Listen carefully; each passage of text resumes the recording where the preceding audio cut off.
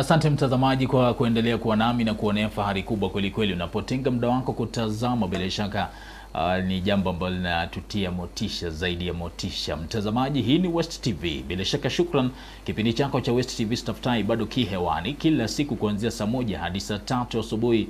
Kila siku na mambo yake. Jumatatu masuala ya siasa, bila shaka ndo tunayapa kipaumbele. Inapofika Jumanne vijana, wanawake, masuala ya jinsia na kadhalika. Jumatano ni masuala ya kijumla ambayo yanakuhusu wewe nami. Na tumezungumzia mambo mengi kweli kweli. Tumezungumzia masuala ya hata mahojiano kazini. Unapotuma maombi pale kazini, unafaa uweze wenyewe nasema kujibeba vipi unapokwenda mahojianoni, kabla na hata baada ya bila shaka shughuli hizo nzima, jinsi ya kutuma maombi na kadhalika. Tumezungumzia mpaka masuala ya mawasiliano katika biashara, mawasiliano na umuhimu gani, swala la ukosefu wa nafasi za ajira, vipi unaweza kubuni nafasi hizo za ajira na kadhalika. Na tunaendelea kuzungumzia masuala tofauti. Leo basi tunazungumzia almost related to business communication but slightly different. Of course communication is only a simple and maybe single component. Tunazungumzia business etiquette, tabia nzuri, mwenendo bora na vile vile tabia mwozo katika maeneo ya biashara na vile vile maeneo ya kazi kijumla. Ninaye Daktari Mamuli, mhadhiri katika chuo kikuu cha Kibabii, nami hii leo kuweza kuzungumzia masuala mbalimbali.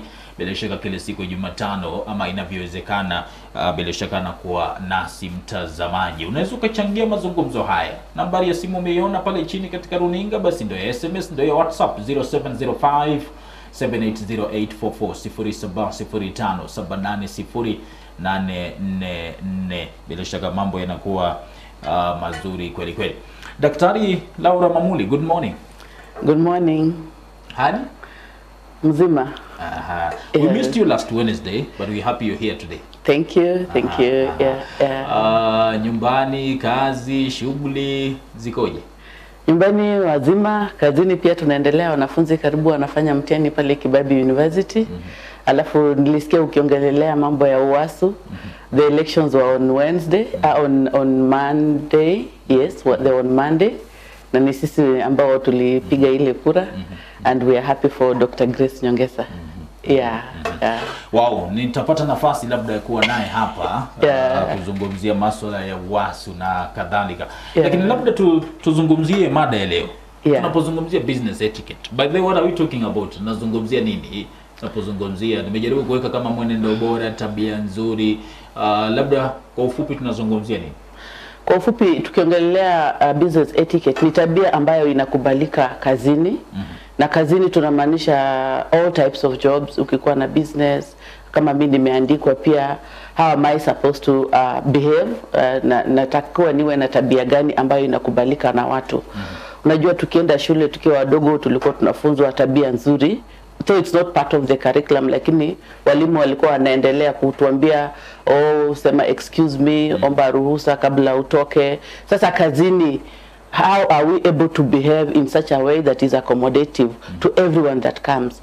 Na unajua tukiwa kazini wote tumetoka mahali tofauti. We have been grown differently. Kila mtu ako na tabia zake tofauti. Sasa itakuwaje vema, how well are we going to behave so that we pull in the same direction, we accept each other the way we are without hurting others. You know, as human beings, unajua unaweza fika kazini and then you become so judgmental. Ukiona mtu amevaa nguo refu, unaanza kuongelea mambo ya religion. Na unajua sio religion imewaleta kazini, mmekuja kufanya kazi fulani hapo. Unaweza pata mmoja ni secretary na mwingine ni accountant. So vile unaendelea kuongelea mambo ya hiyo religion, ita affect kazi ya ule mwingine ambaye ako kwa hiyo religion. Ama nifike kazini nianze kuongea mambo ya politics. You see, all of us are affiliated differently in matters politics. So how well are we not to carelessly talk about things that are hurting others?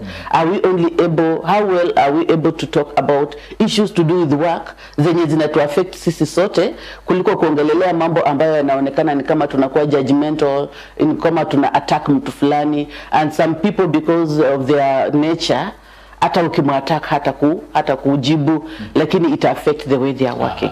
Yes. Kama sisi kazini tunadhulumiwa sana watu wa Arsenal. Watu Arsenal tunaambiwa maneno mengi. Asante daktari. I think this one should be spread in all WhatsApp groups. Kwamba muachane na watu Arsenal. Hatuna amani bwana. nafanya delivery yetu hata inashuka wapi. But that is of course on a light note. Tuzungumzie hivi, kuna tabia ya biashara, labda mwenendo wa kibiashara na mwenendo jumla, because I understand there are general standards of living.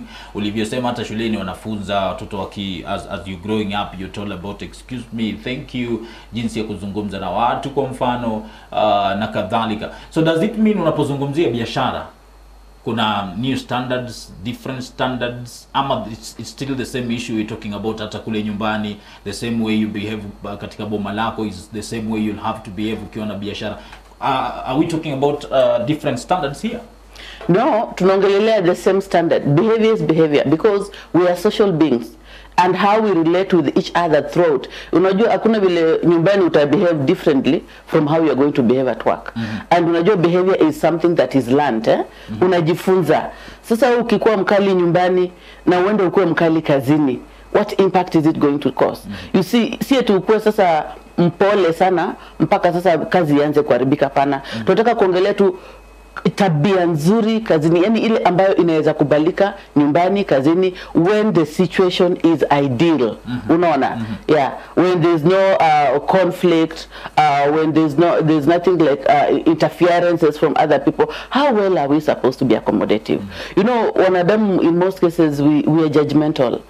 Like I look at you and you'll see you are somebody who is an extrovert, and then I imagine when ni mkora. Unaona? Sasa nikisha imagine wewe ni mkora na mimi ni boss wako, hakuna vile nitakupatia kazi fulani hata upate promotion, kwa sababu naona huyu na huyu kuongea yake italeta ukora, ataiba. You see, we are also already making a judgment to someone.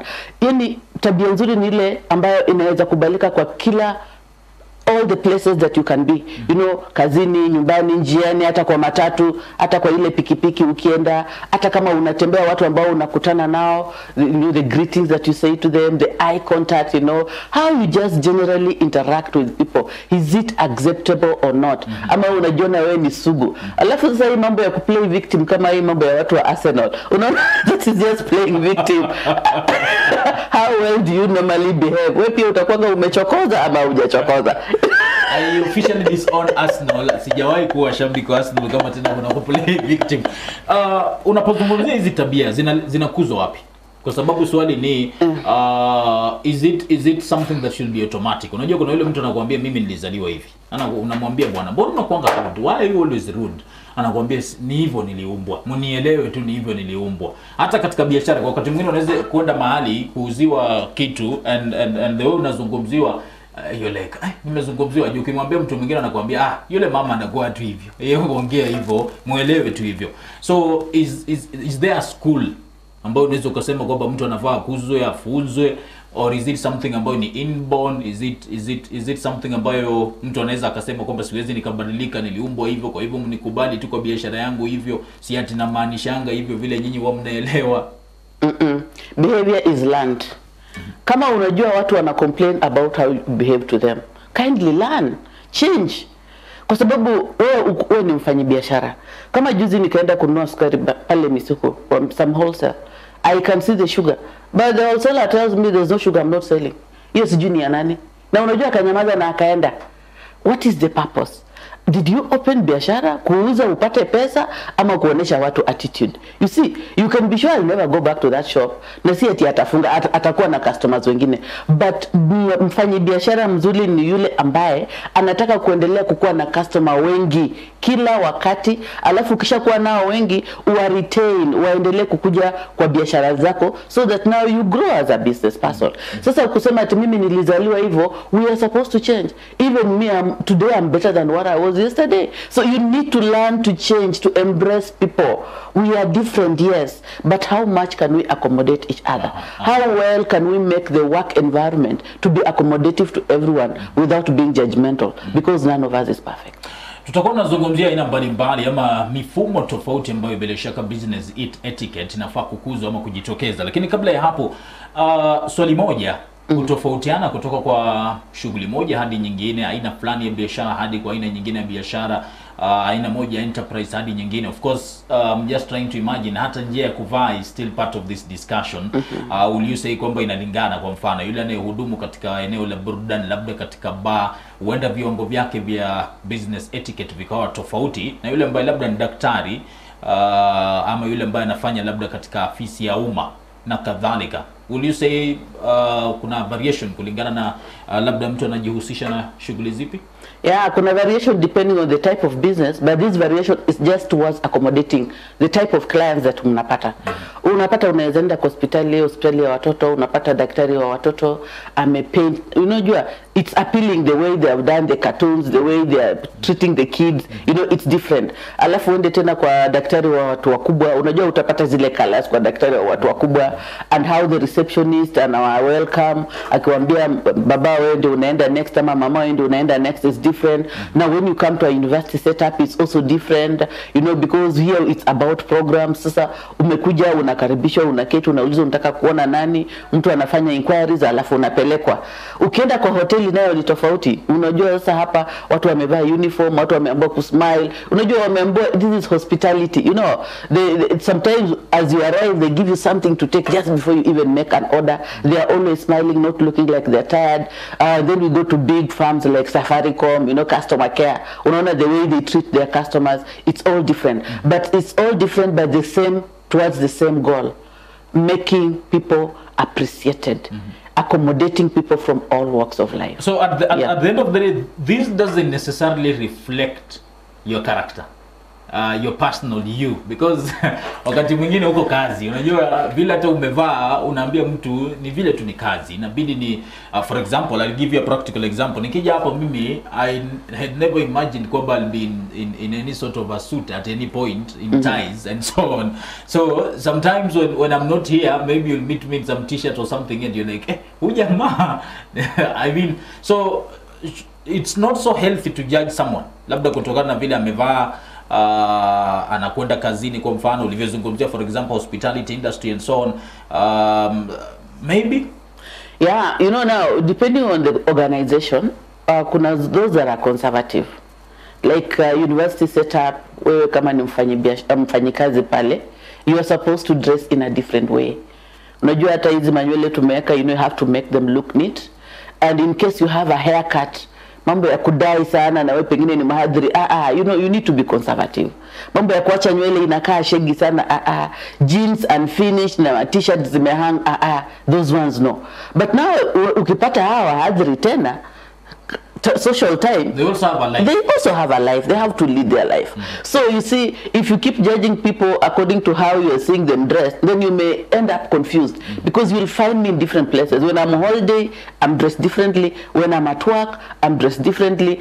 Kama niko na travel, I'm dressed differently. I'm looking differently. But we want the standard behavior at work. Now where you are earning a living, how are you supposed to behave? Like now, you have been invited for an interview.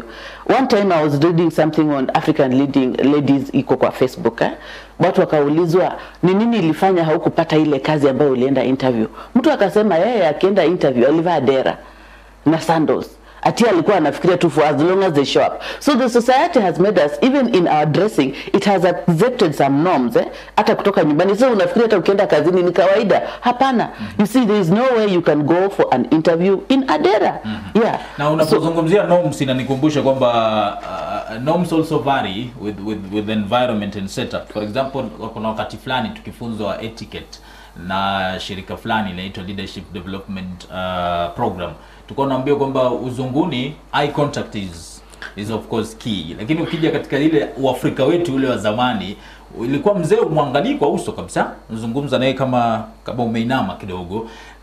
Kwa hivyo I think it's labda ni swala ambalo tunaendelea vile vile kubadilika na kukua na labda kuimarika pia. No, yeah, like now when you're meeting new people, Dalmas, how are you going to treat? How are you going to greet them? Are you going to arrive and you keep quiet? No, arrive, smile, greet them. That's before COVID, you know, you greet them, you shake. It has to be a firm handshake with eye contact. That's very important. Unajua kitambo ilikuwa you're supposed to be shy. Shy for what? You know, you have an intention. You want something. You want people to know you. And you see in your eyes, they are able to see who you are. and get to confirm that you are able to do something. So yeah, kuna firm handshake, like you can still smile and greet them and have some small talk with them. You see, for as long as you avoid issues to do with religion, you know, these are strangers, you don't know them. Avoid religion, avoid politics. Introduce yourself, say where you come from, and say some small talk about where you are and what you have gone there for. Avoid us not. Tuzungumzie the various forms ambazo business etiquette labda inaweza kuzwa katika mazingira ya, na mtazamaji kama umekuwa makini, sio biashara such. Tunapozungumzia biashara we talking about enterprises and so on. Kwa hivyo tunazungumzia biashara, sehemu za kazi na kadhalika. Na vile vile kijumla, bila shaka you also need kuwa na tabia nzuri, mwenendo bora katika shughuli zako za hapa na pale za kila siku. Kumbuka ni Daktari Laura Mamuli ambaye ni mhadhiri anayehusika na masuala ya human resource katika chuo kikuu cha Kibabii, tukiwa naye hapa kuzungumzia masuala haya mbalimbali. Before upate hiyo title ya daktari, si rahisi watu. Si rahisi. Mimi hata sijui yangu ni bado ni Mr. Sijui hata kama nimefika hapa. Tuzungumzie the various forms ambazo business etiquette inaweza kukuzwa. Yeah, sasa hapo tulikuwa tunaangazia workplace etiquette, alafu hata tena kukula table manners. You see, how do we normally eat with our colleagues? Unajua mmeenda lunch, mko kazini, hata mko nyumbani, how do we eat? And then professionalism, you as a journalist, how are you supposed to behave? Me as a lecturer, how am I supposed to behave? And issues to do with communication, how do we normally communicate? Unajua excuses za kusema mimi nilizaliwa hivyo, mimi niko na sauti kubwa. You know, learn to be sensitive of the environment in which you are in. How do you normally communicate with these people? Yeah. So, you know, sometimes you've gone for a meeting, you've introduced yourself, you have had that particular meeting, and then there's tea break. How do you behave when you see food? Unajua, some of us, the adrenaline in us when we see food, lazima tukue number one kwa hiyo line, alafu hata haujui vile watu wako wanaserve, you serve a lot of food, it drips around the plate. Unajua hiyo pia inakuharibia. And some organizations, when they are doing their interviews, watakuwa wamewafanyisha maybe first session asubuhi, alafu wanawaletea chai. Unajua haujui, part of eating is also, yes, that is also etiquette. How do you eat? Are you this type of person who eats so quickly? Unasema unajua mimi nilikuwa NYS, this is how we were trained. Ama you take your time. And you see, when you don't know people, take your time, see what they are doing before you also tag along. However hungry you are, hiyo hunger haitakuwa at that time. Sasa na table manners tena, how you handle even the cutlery, how you sit on the table, you know, are you talking while eating? Is the food splashing all over? Okay, ushamaliza kukula, umechukua toothpick, utatoa hizo zikarukia watu, ama utafanya hivi, ama utavumilia. You see, it also depends, it communicates a lot. Yeah. Zungumza na sisi team no cutlery. Sisi wale kwanza ugali bwana. Sasa mimi naanza kuteseka na kisu na kata. Sasa you see that team na nao mikono, you apologize, you tell them, guys, where I come from. Sisi ni wale tunanao mikono. Lazima tumekebe. No, Dalmas, you see, you're not a local person. What if I use the cutlery and they use it wrongly? No, we are saying you do it slowly, and we are saying that you start learning. This cutlery mko nayo nyumbani, ni lazima mtu akona kijiko, lazima mtu akona fork, lazima mtu akona hiyo knife. Jifunze pole pole. And everything nowadays is on YouTube. You don't need to really suffer. And you are not meant for the local consumption, Dalmas. You are meant for international consumption. Sasa utafika huko, imagine uko Kempiski, alafu unaanza kusema mtanisamee tu. You know, you're meeting delegates from all over the world, and then you are like, you're washing your hands. No. Just try your level best, see what they're doing. Daktari, wewe unakula ugali wewe na uma na ugali nyumbani. You see, we are saying depending on where you are. Nyumbani mimi nitakula ugali na uma, nitairusha juu ikuje, niweke soup, niweke kwa mda. Kisha unadunga shimo, uchope soup faidi ukunywe. Lakini ukinipata mali kwingine, hata ukinipata hunters, this is a different daktari. The way I'm handling my cutlery is totally different. Na unashiba.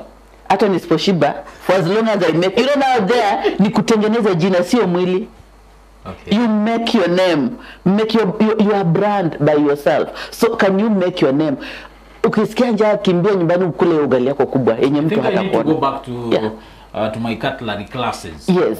Kuna wakati nilifunzwa haya mambo, sijui nashika sijui gani na left, sijui gani na right. By the way, si ati unachukua tu umma na kisu unaanza kata. There is a certain order in which unafaa ushike sijui. In fact, when it's served, I'm told there is something you need to start with. Yes. I don't know which one. Sijui inalingana na chakula ambacho unakula. Na nakumbuka wakati fulani I can't remember the last time I used all those anyway. But at the same time, daktari, kuna wakati mwingine nimejipata katika hali ambayo una wazungu all over the place, ama watu ambao umewazungumzia wa Kempinski, and they are talking a lot. Sasa unashindwa hapa, huu ni mtihani hapa ni dini, because unajipata katika hali ya you're supposed to be eating, you're supposed to ensure you're considering table manners, but at the same time you're supposed to be answering their questions. Oh, how is Africa? Oh, it's you didi. I hear in Kenya, and you're like, man. So with that, you need to swallow fast, and then you respond. So timing. Yeah, timing is very important. You see that, just the good thing with you now, you're an adult. You can control everything around you. So timing is very important. And it's also not just about eating. Also, communication is very important. Which type of language do you use? Some of the youths, they are so much engrossed with shame. Mpaka anasahau, they can't communicate in one language fluently. Sasa lazima they have to add in the other language, and then choice of words. You should, you as a youth, usiongee tu ile unaongea na peers wako. Look at the person that you are addressing. Choose your words carefully, and when they are talking to you, do not interrupt. Listening skills is very important. Learn to listen, and then as you listen, collect your thoughts together and respond. Unajua siku hizi hata unaweza kuwa mko mnaongea watu wawili kama mimi na wewe tunaongea, and then somebody just barges in and they start talking. I've always told my students, you see, you are knocking, you are seeing in my office there's a glass, with somebody we are talking inside, and you're insisting on knocking. Why can't you wait? I clear, because I've seen you out. I clear with this person, and then you knock, you come in. You see, don't interrupt. Interruption is a sign of rudeness. Yeah. So be very careful, learn to listen, only talk when you've been asked to talk. Yes. Na bila shaka mtazamaji, ndo hapo basi tunazungumzia masuala ya tabia bora, mwenendo bora katika eneo la kazi, biashara, katika mahojiano na kadhalika kijumla. Na bila shaka ninaye Daktari Laura Mamuli ambaye yuko nami hapa kuweza kuzungumzia masuala hayo mbalimbali. Kumbuka tunazungumzia tabia nzuri katika maeneo mengi tu, workplace, maeneo ya kazi, zungumzia mambo ya table manners hapa na pale, utumiaji wa cutlery. By the way, it's very important. Kuna wakati mwingi nimeambiwa kwamba sio nimeambiwa, nimewahi fanyiwa mtihani kutumia zile cutlery, but I think vitu vyote ambavyo nilisahihishwa katika mtihani ule ama ile interview, japo nilipita, sehemu hii ndio nilianguka. Kuna masuala vile vile ya communication kijumla, masuala ya mawasiliano. Of course it's something tulizungumzia wakati ule mwingine. Ipo haja kwa mtu kuweza kubalance kati ya emotions zake binafsi na eneo la kazi, eneo la biashara. Nauliza hivi kwa sababu kuna wale watu wengi ambao hubeba mambo ya nyumbani, labda nkosana kule nyumbani akaja kazini just in some bad mood. How do you handle that, for example? That has already been handled in our curriculum.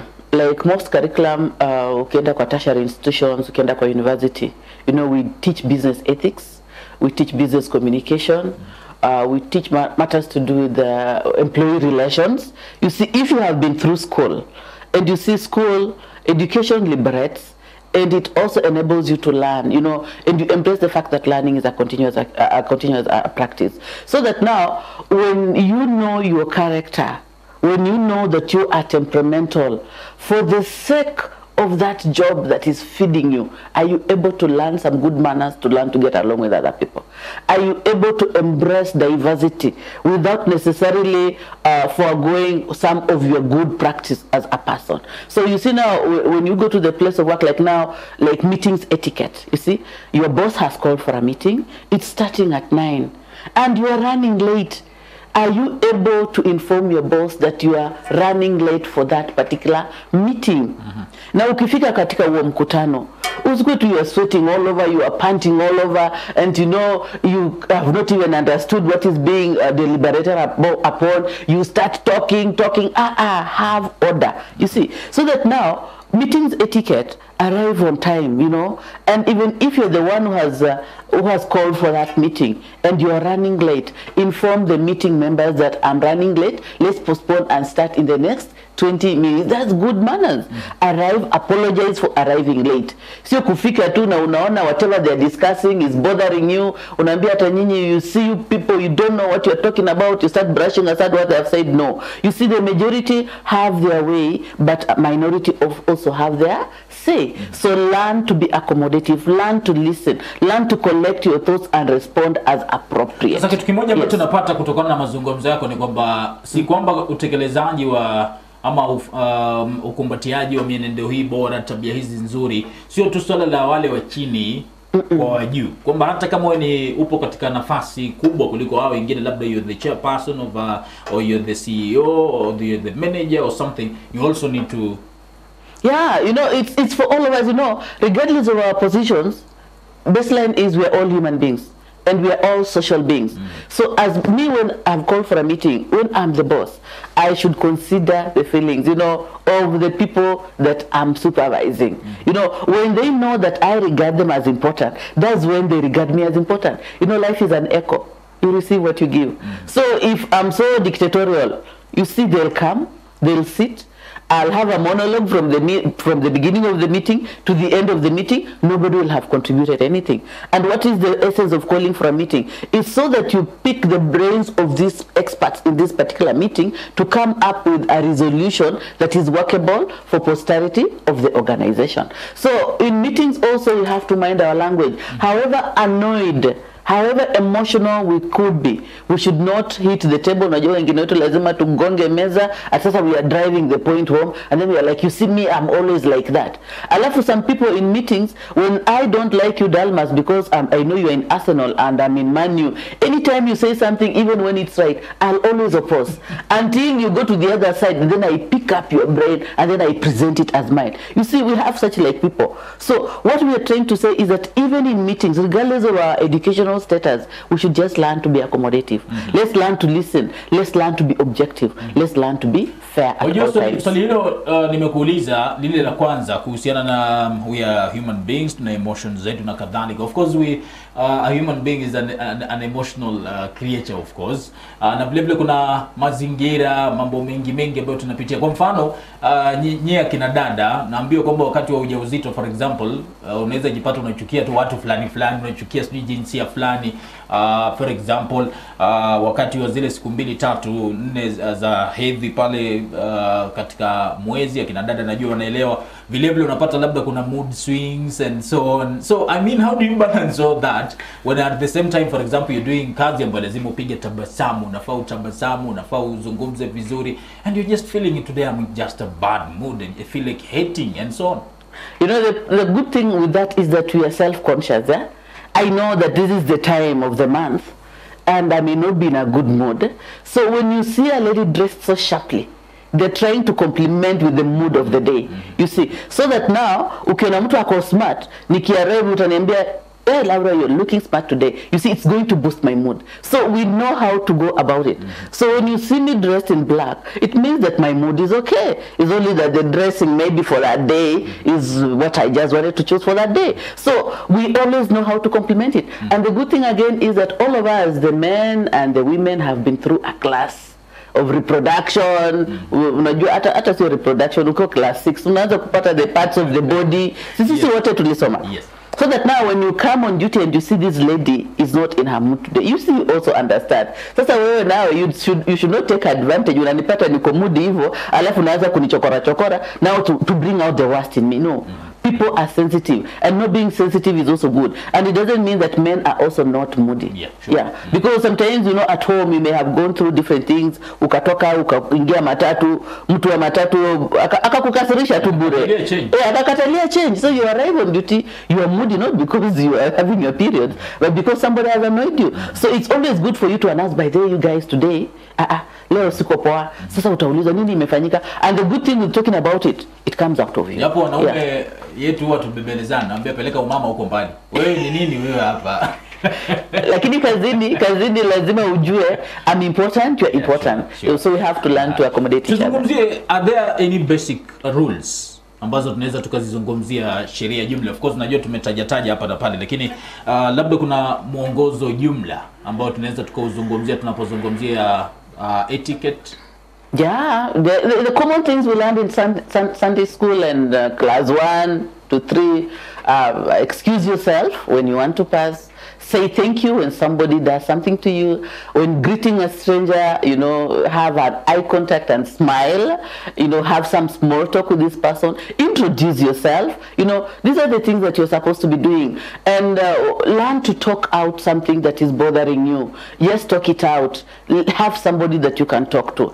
And when you are being given instructions and you are not able to understand, ask for clarification. And when you are running a shop and you are moody that day, let the purpose of your shop be the first thing, priority. If you want to make money, if you want to break even, wacha hizo mood ziweke chini, serve people. Wacha kusema hiyo skari iko lakini siuzi na hakuna kitu utafanya. Unaona, how many people am I going to announce to that this person, this is how they behave? They won't come to your shop. Let the purpose drive you, your behavior for that particular day. Yeah. And let's just reduce on being judgmental, because regardless of where I have come from, whether it was a humble beginning or not, just learn to know that people change, people learn, and they always want to be better than who they were yesterday. So stop judging people for their past mistakes. And as you want to judge these people for their past mistakes, also know that you have a past. It's just that people don't want to bring it up. And then at the place of work, again, stop issues of gossiping. You know, when you gossip, you bring in a lot of bad blood. Hata yule mtu mwenye ni mzuri, unajua, like some of us, when you have a new colleague, you know, you rush to them, you tell them, so and so is not good, so and so is not good, so and so is not good. But you see, by the end of the day, after they have stayed for 1 month, they realize that whatever you are telling them about this other person was wrong. Sasa mtu mzuri anakuta kwamba, by the way, Laura, how come you are telling me this about this guy? And yet I found them to be this way. Alafu naanza kwambia, unajua ni kwa sababu mimi nilikuwa nimekosana na nini. No, you see, people cannot inherit other people's enemies. You have to experience people on one basis. Yes. So you see, as human beings, we are complicated, but we should always strive to be better than what. I remember in my former work station, one of my former work stations, kulikuwa na colleagues ambao walikuwa na hiyo tabia sana, especially to beautiful ladies who come in. So they ensure na peana sumu kweli kweli. Sema huyu jamaa ABCD, huyu ako na ukimwi, huyu asije ako na dili. So inafika mahali at the end of the day, the guy anajipata na the lady, anamwambia, by the way, nani alisema hivi kuhusu? Mbona sijaona hayo maneno yote alisema kuhusu? And like, okay, everyone has anyway his own way of navigating and surviving. Yeah, and then another thing, just dress appropriately. Yeah. You know, issues with ladies to say that my dress, my choice. That is not right. Just dress appropriately for work, for business. Dress appropriately for the different seasons in which you are getting into, or for the different functions that you are getting into. If you're going to work and it's a Monday, dress as appropriately. When you say appropriately, according to who? According to you? According to because wakati mwingine unaona someone is complaining and you're like, I thought this lady is just okay, but someone is like, no, this one is too short, but the another one is, no, this one is just fine. So who should determine how I dress? The organization, because they have the code of conduct and ethics. So normally most organizations that are public, you know, the way you dress has already been stipulated somewhere in some rules and regulations, so that now you know that it's only on Friday that you're supposed to wear smart casual and even put on a corporate wear. Lakini wewe tu Jumatatu tu una arrive na kitenge, shati ya kitenge, ama kitenge imefika huko chini. You know, you're not making sense to the organization. Just try and look at what the organization says about its dressing. When we go about people accepting the way people dress, you know, nowadays girls are putting on shorts, jeans, and they're unfinished, and it's okay in other people's eyes, but it disturbs other people, and that is making this young generation to lose, even to fail getting jobs, because mtu anaweza arrive na hiyo short kwenda interview na hatapata kazi, and they may be having very good papers. So we should look at that organization and what it talks about when it comes to dressing code. And even for men, you know, dressing is not just for ladies, even for men. Why do you wear those tight trousers? Why should your crotch come out? You see, you're also harassing some other people sexually. So it depends with how you are also dressed as a man. You know, if it's a suit, let it be a suit. If it's just a trouser, smart casual, let it be not too tight. But you can wear those tights or sweatpants when you're going for other functions. But at the place of work, let all of us be guided by the code of ethics and conduct. And you see, in those rules, it stipulates on how we are supposed to dress. Kijumla, haya mambo yote tunayozungumzia ni unafiki. Because I'm just thinking, if nitakwenda mahali and that is not me.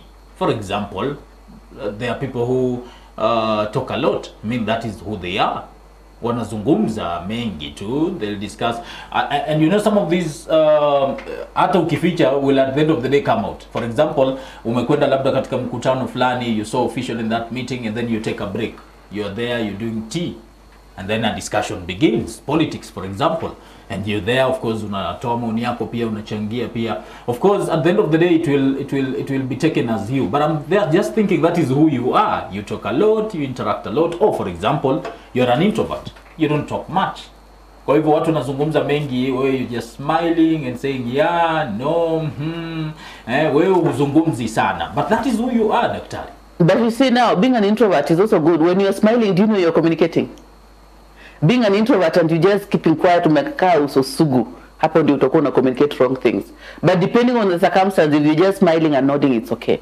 And if you're talkative, if you're an extrovert like me, be conscious of the environment. You know, sometimes you know when you're over talking. You know, ukishajijua Dalmas, ukishajijua, utajua when you're over talking, and then you tell yourself, I need to stop there. Be conscious.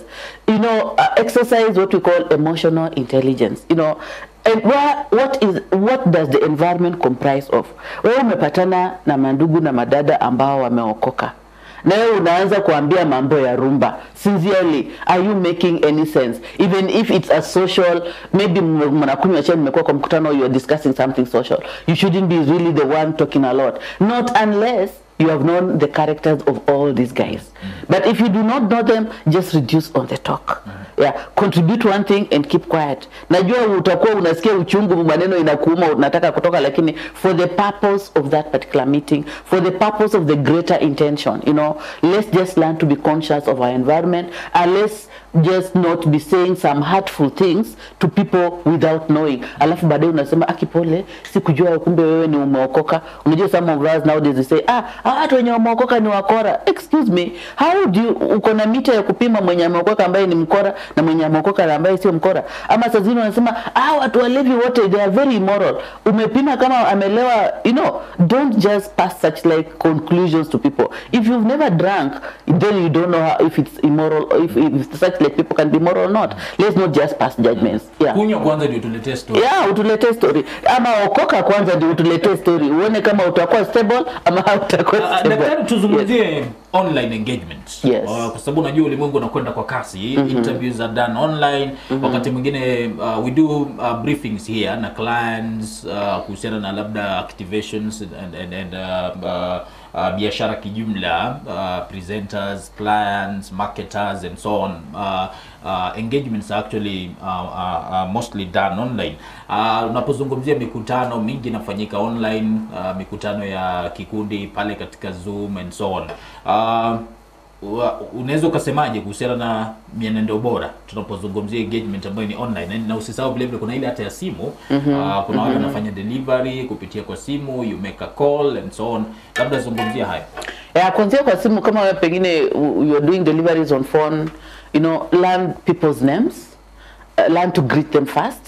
Hello, good morning, I'm so and so. Introduce yourself from this organization and this is what I have for you. You see, sio kuanza tu kuongea wewe nimepewa kukuletea na hata usemi mtu ameanza kuwa ametuma vitu mingi mahali.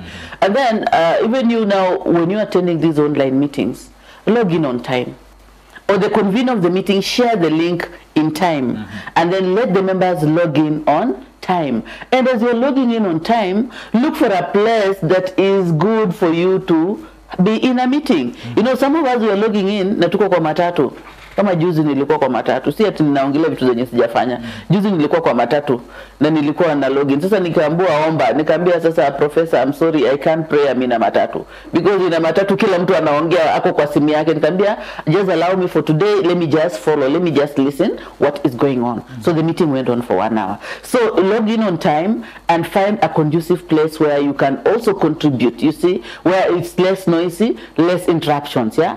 We have been teaching online. Unapata mwanafunzi amelogin, ako kwa kitanda amebeba mguju, ameweka video on. Paka unaanza kushangaa.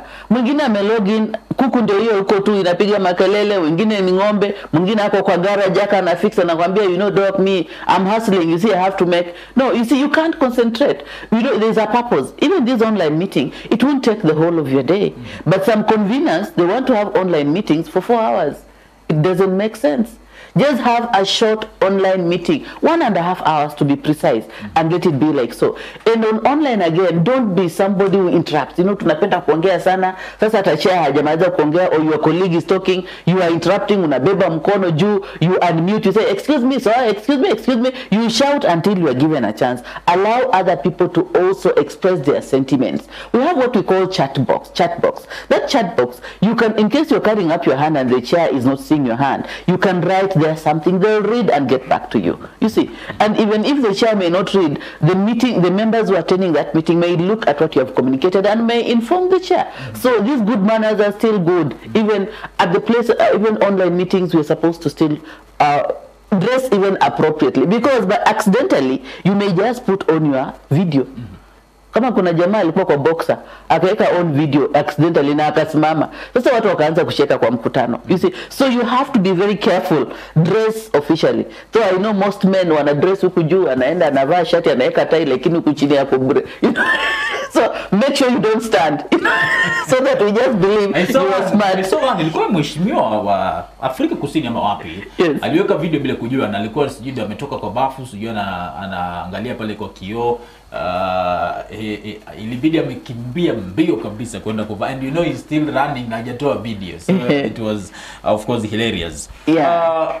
Na hii story ya video, by the way, yeah, if it's not necessary, no, like in online meetings, if you are allowed to talk, that's the only time you're supposed to put on your video. And the moment you stop, you mute it. You see, you mute the video and you also mute the mic. Yeah, so that you allow other people also. It's only good manners. And you see sometimes during online meetings, people talk and there's no video on. So you are not able to do what, you're not able to see who is talking. And maybe you've never met them. So it's only important for you when you carry up your hand, you're given a chance to talk, or when they mention your name for you to talk, put on the video, let people see who is talking. Zungumzia WhatsApp. Kuna makundi ya WhatsApp ya biashara, kuna makundi ya michango, kuna wale wa kulefti na kuleftishwa, unarudishwa una lefti, mwingine na time saa 7 ya usiku ana lefti, asubuhi anarudishwa. Jinsi watu wanavyozungumza, wakati mwingine unapata WhatsApp group kuna 500 messages, kumbe watu wawili walianza kujibizana, huyu akajibu, huyu akarudisha, huyu akalete, huyu akarudisha, huyu akasema analeta evidence, huyu akasema nitaleta yangu pia. How do you carry yourself wakati upo katika makundi haya mbalimbali ya WhatsApp, ama hata wakati unazungumza na unaozungumza nao kupitia WhatsApp? Now, WhatsApp is the good thing that ever happened. We are able to reach so many people in the shortest time possible. You can communicate to them. But there is also, you know, WhatsApp etiquette, you know, communication etiquette. If you want to add me to a group, ask me first. Call me. There's this group, I would like to add you. It's for ABCD. Let me accept before you add me. Hii issue yenye mimi naamka umeni-add kwa group, you see, it's very annoying. Because you have my number, it doesn't give you the authority to put me on each and every WhatsApp group. And that's why you've seen some people, before you have to invite them. And they have to accept. They have to accept before they do it. They join the group. And then when you feel like somebody has annoyed you in that group, inbox each other. because that annoyance is not for everybody to read. So when you are trying to expose yourself, you want to see who is superior kwa matusi, who is superior in terms of writing a lot of English, you know, it doesn't make sense. It's only exposing you. You know, remember these people in the WhatsApp group, some of them you may not be knowing them.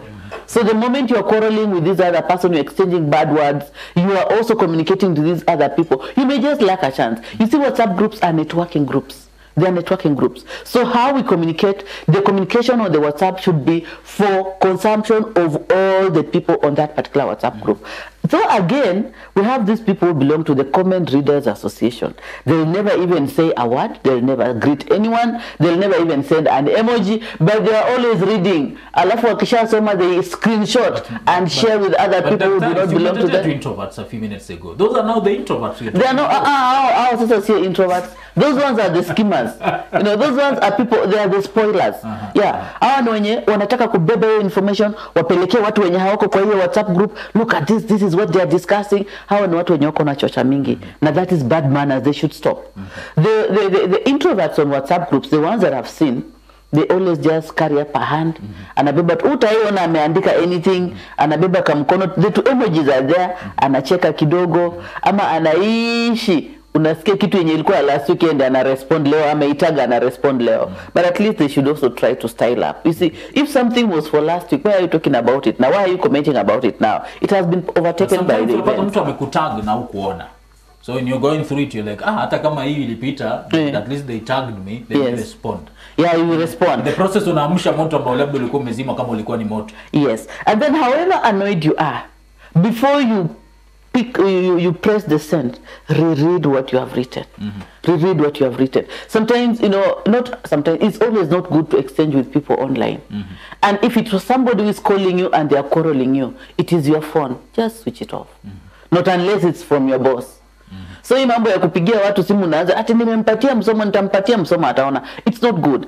And sometimes you should also, even if you have disagreed with somebody, breathe in and out, take time before you go and sort out that issue. Time will enable you to think rationally about the issue and go address it with that particular person. Yeah. Na mtazamaji, muda wetu bila shaka umeyoyoma kweli kweli. On a light note though, daktari, kuna wale nao sijui wana picha gani hizi kwa simu zao. Mka tu apata mtu amerusha picha ya ajabu ajabu katika WhatsApp group na simu yake inazima. Unamtafuta mwambie bwana, umeweka nini kwa group bwana? Bwana jamaa patikani bwana. Mpaka the next day there is a friend of mine who got himself in some mess, lakini tulimsamehe.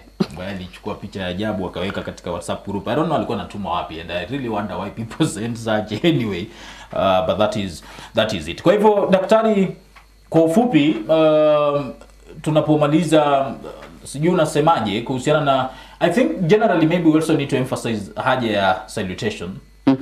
Katika mail kwa mfano, when somebody tells you nitumie zile picha ama nitumie whatever the audio, nitumie something, I think it's just good manners pia to salute them. Yeah, and also even in these social groupings that we should use our official names. You know, let's have different accounts for different purposes. Use your official names. Pseudonyms will not work for you. You may just miss out on an opportunity because somebody didn't know it was you who had written there. And the best etiquette also, just always try and be yourself. Do not overdo things. Sasa umepata watu wanaongea Kiingereza mingi, pia unaanza kuongea Kiingereza mingi. Hapana. Try to be kind at all times, you know, empathize with people. Yes. You see, and you see, as I'm doing this and you're also doing this, and then we have a good relationship at the place of work. And also, you know, try to learn to listen. Try to learn to listen to people and reduce on gossip. Reduce on gossip. And at the place of work also for our bosses, reduce this gossip by providing timely information all the time. You know, you have to bridge that gap. Because now, when there is a gap, that's when people will always come up with all manner of gossip. Hata zenye haziko, utasikia tu fulani amefanya sijui nini, fulani ameshikwa jana, fulani sijui just try to communicate on time. And for those people attending meetings, keep time. Apologize when you have made a mistake. Gossip and information. I remember wakati ambapo rais wa Tanzania aliaga dunia, Kenyans on Twitter were saying, at least give us one. allow us either to gossip or give us information. So Yes. you can't deny us both. No, yeah. So give information and then reduce on complaints. You know, some of us, you know, I don't know exactly what's in the book of Lamentations, but we are always complaining everything about everything. That is your place of work. You are always complaining. Hiyo ni biashara yako, una complain vile watu wamefanya nini. Can you embrace some positive energy? Embrace positive energy. Hata kama ni mtu mmoja amekosea kazini, haimaanishi kila mtu kazini ni mbaya. You know, you just complaining about so and so, huyu akipita huyu mwingine, kwani who is good in your life? Nobody is good. Let's try to embrace business etiquette. Ina manufaa gani kwa shughuli zangu, katika biashara zangu, katika eneo langu la kazi? Unaweza ukasema ina manufaa gani? Of course manufaa najua tumeyagusia, lakini labda you can talk about one or two. Yeah, manufaa ni mengi. Kwanza, you know, we are social beings and we all love to be appreciated, and appreciation is through communication. So when you communicate well, you will create, kama ni kazini, you will create a good working environment. People are looking forward to becoming on duty on daily basis, and the targets that they are given, they'll always meet them on time. Kama wewe ni mfanyi biashara, you will attract more customers to your kwa biashara zako, kwa sababu nikija ukinifanyia kitu kizuri, nitaenda kuita wengine, tukue wengi, and you are going to expand your business. Alafu, you know, number 3, you just be a positive human being. You know, you just be comfortable, you reduce all the stresses. By the way, we have a lot of stressful situations. People are getting into depressions. So when you find people talking to you nicely and you're talking to them nicely, you just don't know what you're doing to them. Mtu mwingine tangu amka asubuhi hakuna mtu amemsmailia. It's the first smile they're meeting today when they come to your shop. You see, you're going to make them to even if they're going to buy things impulsively, but for you it's going to be an advantage to you. You see, so let's just learn to appreciate people. Watu wote ni wa Mungu. Unajua tungetaka watu wazuri, Mungu angetupatia nafasi tutengeneze wetu. But because all of us belong to God, let's just try as much as possible to accommodate each other, to correct each other with a lot of love, even if we do not know each other. And our businesses are going to thrive, and our workplaces are going to be the best places for us all the time. Yes. Ametaja kitu na inanikumbusha one of these fine days tutakuwa tunazungumzia mambo ya budgeting kwa faida ya pale nyumbani na kadhalika. The people always complain about never having money. Iwe tarehe 4, tarehe 30, tarehe 15, it's not their problem. Labda ni swala la jinsi ya kujipanga na kupanga pesa zao kidogo ambazo wanapata. Sometimes you really wonder, someone is earning 100,000 and he or she is always complaining, and another one who earns 20,000 shillings is comfortable, is fine, is doing good. And I've even seen situations ambazo huyu wa 100,000 anakopa pesa kwa huyu wa 20,000, and the guy is giving the loan but just asking himself questions. Huyu jamaa pesa zake anafanyia nini? Of course it's something maybe we also need to talk about it tukimaliza. Daktari? Yeah, unaona sasa mambo ya pesa, wale wenye wanapata pesa mingi and they're always complaining they don't have money. Sasa zingine ni kujificha tu, ni uongo. Wanafikiria ukisema wako na pesa wataombwa. Sasa hawataki kuomba. Unaweza pata hata anaomba ule wa 20,000 na ni ile tu ataenda keti nayo kidogo alafu afanye nini? Arudishe. But you know, financial management is so elusive. It's so elusive to most of us because we want to live life that, you know, is not ours. And we are not living life that's not ours because we want to please other people. Wewe kula saa hii ni Julai, kuna mahindi, kunywa chai na mahindi asubuhi. Wachana na mambo ya sausage na mikate na nini. Mahindi is even healthy. Pita sokoni nunua viazi saa 7, kunywa na maziwa. It's still healthy. Sapa kula mboga na ugali. Sisi kama unatoka western, unaweka maziwa kwa ugali, it's balancing. There is a protein there, there's vitamin there, there's carbs there. Eat. Nobody will know what you have eaten.